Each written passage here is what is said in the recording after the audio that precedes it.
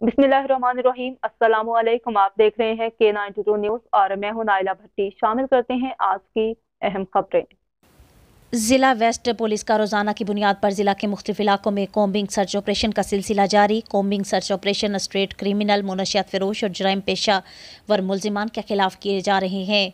गुज़िश्ता शब थाना मंगूपीर के इलाके हारूनाबाद, मरीगोट, शेख फरीद मोहल्ला के मुख्तलिफ घरों और गोदामों को चेक किया गया। कॉम्बिंग सर्च ऑपरेशन के दौरान 33 से जायद मशकूक घरों, गोदामों और दुकानों की तलाशी ली गई। बायोमेट्रिक तलाश डिवाइस के जरिए दौरान ऑपरेशन 50 से जायद अफराद को चेक किया गया, जबकि 5 अफराद को मौसूला क्रिमिनल रिकॉर्ड और मशकूक और मुतशिबा जानते हुए ज़ाबिते के तहत गिरफ्तार किया गया। गिरफ्तार मुलजिमान की वेरिफिकेशन तस्दीक का अमल जारी है, जबकि मुलजिमान का क्रिमिनल रिकॉर्ड भी दीगर इजलास से हासिल किया जा रहा है। तर्जुमान जिला वेस्ट पुलिस।